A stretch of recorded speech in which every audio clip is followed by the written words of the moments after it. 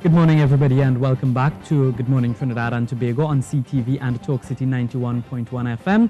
We are going back to Tobago, and we are going to talk about the installation of new traffic light technology. We are joined by Ms. Nadia Frank John, who is the transportation planner at the Division of Infrastructure, Quarries and the Environment. Good morning, Ms. John.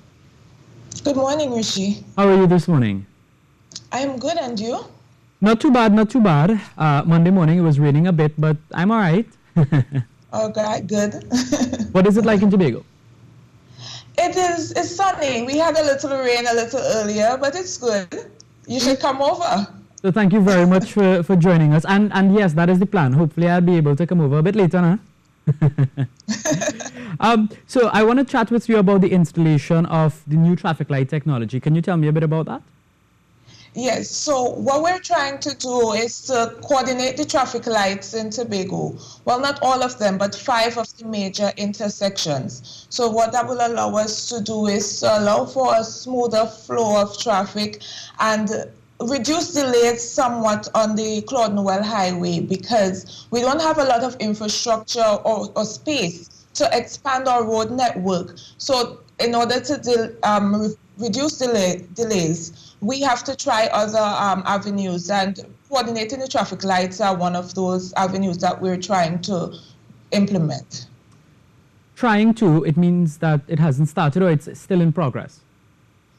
Well, it's carded to start tomorrow. The process is carded to tomorrow.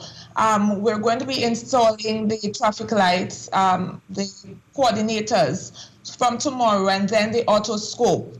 The autoscope will now replace the sensors that are in the ground. It's a camera overhead that will pick up the vehicles, and it will communicate with all the controllers going forward. So it is something, as you mentioned, aimed to reduce traffic in Tobago. Yeah, to reduce the congestion, yes, hopefully. Hopefully. People are aware of what is taking place? Yes, the public has been sensitized. We have been trying to put ads out and informing the public of what is happening. Our Secretary, Mr. Kwesi Devines, would have sensitized as well. So we're hoping that the public is aware. We've put ads out that they will know that there will be some traffic disruptions this week as we do the installations. And they are pretty aware, and I'm hoping that they are excited. It sounds like an exciting initiative. Traffic congestion is something that we don't like at all. You know, you don't want to have to sit down for hours in traffic. So I'm sure that members of the public in Tobago would welcome this change, even though they may be inconvenienced, probably, as you said, for about a week. Yes, for about a week. And the inconvenience wouldn't be great, because we'd be working off the road to do the installation of the coordinators. The only inconvenience would be those moments of maybe 2 or 3 hours per day where we have to shut the lights off to do electrical work. But we will have police at each intersection manning the intersections, so the delay shouldn't be that bad. And it's the holiday season, so we're hoping that persons are a little bit more patient. So how does this new technology work as compared to the last, or what is there now? Well, Rishi, what you may be surprised to know is that the controllers that we have here are quite old. Some of them from the initial installation of traffic lights that we've had in Tobago. And so we aren't able to coordinate them. They aren't really intelligent transportation systems. They can't communicate with one another. So what this new controller box will allow us to do, it allows the controllers to communicate with each other. The interface is more friendly. It's more modern technology that allows the controller to communicate with the autoscope, and for each controller along the network to communicate with each other. But if there is say a blackout or something and the traffic lights stop working, what is going to happen? Well, if there is a blackout, one of the great things about this controller is that it has the capacity to hold a battery pack that will allow us, if we have a blackout, to still have the controllers functioning. And how do pedestrians fit into the system? pedestrians fit well into the system. So persons assume that because we're coordinating the traffic light, as soon as you come to the intersection, you get to go through.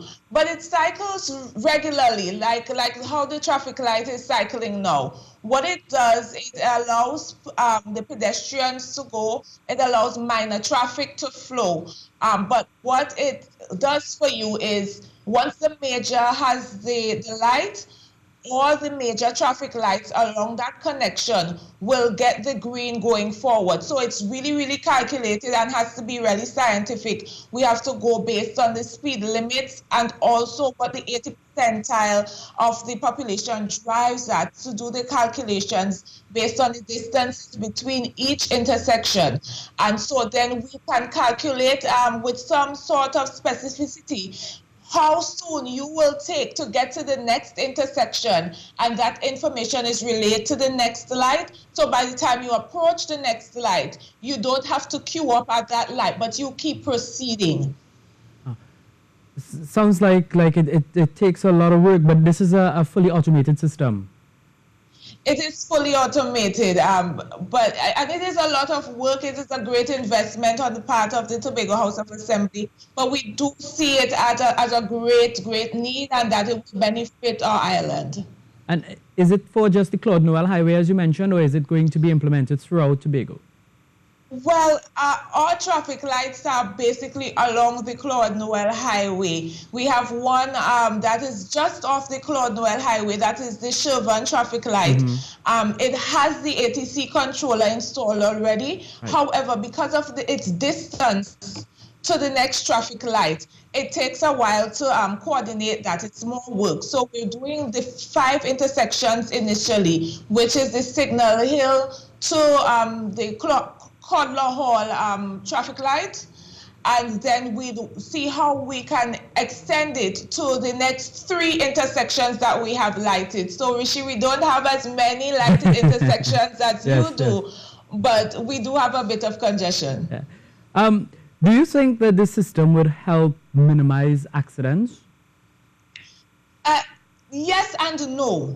Because accidents are really caused because of human behavior and not the technology. So we have to now change our human behavior. Why we think it may help is because it reduces your anxiety at the intersection. So your propensity to go through on a red may be reduced because you know that a green is coming soon, as opposed to running a red light or going through the amber. But human behavior is what would need to change. And so we're hoping that drivers are a bit more careful and that pedestrians cross when they have the light, because those are some of the issues we have. A bit of impatience is what causes our accidents. Yeah, because when a lot of people see the amber light, it means to speed up to try and not get the red light. Well, it does, but the red light seems to mean that too. So, and with this, it would turn green, as you say. So there is a sensor. Yes, from one the traffic light to sensor the is other. now overhead. So traditionally in Trinidad and Tobago, we have the sensors in the ground. So as you line up at the intersection, it detects you from the ground and sends the message to the controller. This detection system is a video detection system. It's overhead. It's called an autoscope. And so it senses more vehicular traffic. It's more sensitive, so it will pick up motorbikes and bicycles and that type of thing. So as you're approaching, the camera is making assertions as to which direction you are going and to make its calculation as to which leg of that intersection to send next. Yeah. What about the maintenance? Are persons being trained to service this remotely, or what is happening with that? Well, as I said before, we have 2 of these controllers on the island. So we have been training people for over a year on how to maintain generally these controllers. But with the installation of the autoscope, that's something new that we haven't had before. So we're hoping to have persons trained. We're working on having them trained for a period of time. So there may be a period where we have to contract the maintenance if it's something really, really difficult. But during that time, persons will be trained. We have persons on board that are excited about the system and they're eager to learn. So even in the installation process, they will be trained. Yeah. Would you be able to tell me the cost of this new equipment? Yes, it's costing us to install just over $1 million to coordinate the 5 intersections. And that is a good investment, you'd say? It is a great investment, Rishi. I mean, in the grand scheme of things, $1 million isn't that great when you consider the benefits that we will reap from the system. We're expecting that with less congestion, we will get more productive hours from staff because they will get to work on time. Hopefully, they don't leave home later because the system is efficient. And the whole economy is expected to move a little bit smoother if we could get people happy and to places on time. So it's a great investment. All right. So what would be your message now to Tobagonians and people visiting Tobago with this new technology?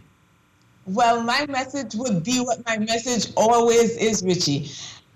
It is to amend your behavior on the roadway. The traffic lights and any traffic infrastructure is there to help you get where you're going safely. And we at the Division of Infrastructure, Quarries and the Environment, it's committed to ensuring that the roadways are safe. However, persons using the roadways have their part to play.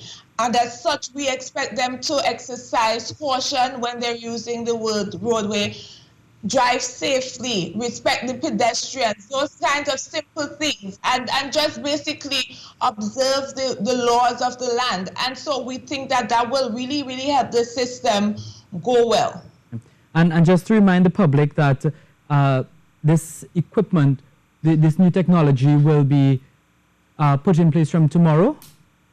Yes, it will be. The installation process will start tomorrow at the Signal Hill Lambo intersection and then move on Wednesday to the Wilson Road intersection and on Friday to the Rockley Vale intersection.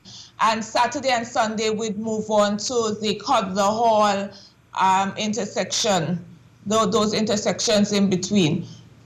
So we're expecting persons to just be cautious. We're working over the weekend to kind of help with that kind of thing. So we're hoping persons to just be cautious and mindful as they approach the intersections. The disruption would be at a different point every day, so just to be mindful.